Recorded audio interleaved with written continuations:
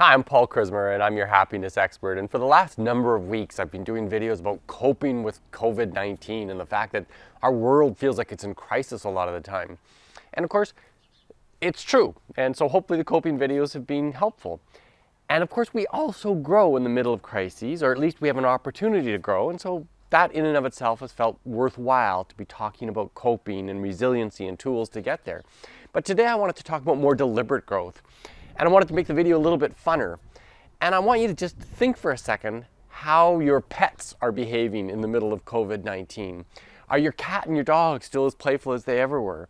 I have a friend who's got a little wee Mexican Chihuahua type little dog. And he's old, really old. He's a gray-haired old man.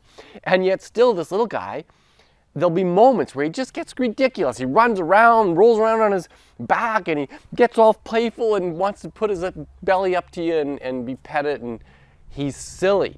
And we laugh out loud. And that dog knows something that's very fundamental to all mammals.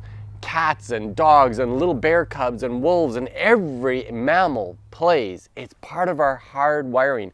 It's how we grow the most. Learning is most impactful when it's fun and filled with enjoyment. And that's what this week's video is all about.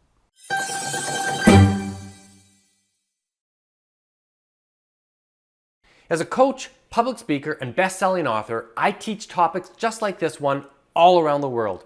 So stay tuned and I'll give you practical tools that you can use to make both yourself and those around you both happier and more successful. So here I am talking about play and growth, and I'm in the midst of my kind of messy garden. And it's been raining here lately and it's early in the spring, so things aren't exactly beautiful back there, but it's where I go to have fun. And sometimes it's hard work. I'm running a rototiller or I'm out sweating in the sun and I'm plucking weeds that are pissing me off, but it's still a source of fun for me. And it also always challenges me. There's an intellectual knowledge I have about certain seeds and plants and all that kind of stuff that's fun for me to play with. But more than that, it's the practicality of it. That some years my tomatoes do really well, and some years they don't. And some years I don't plant the potatoes quite deep enough, and other years they're fine, and it's a mystery, and I'm kind of figuring it out bit by bit, year by year. And I sometimes get my boys involved. I've got raspberries that need a better system for keeping them upright, and I'm insisting that they come out and help me on that.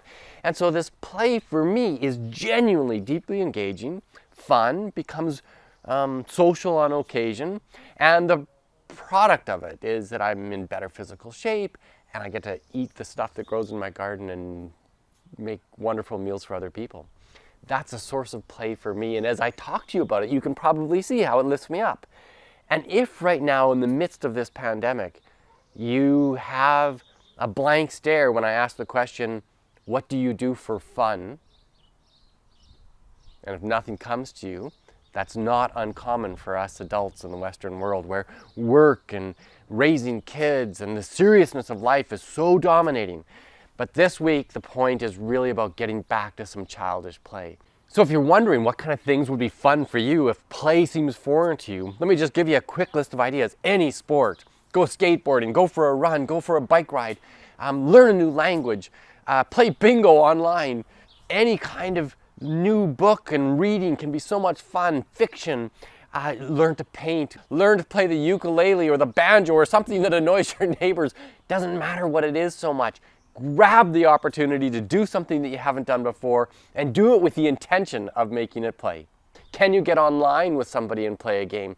And if you're not a video game player, you'd be surprised the broad variety there are of them. And just about anybody who's like 30 or younger is going to know how to run that technology no problem and help you get set up.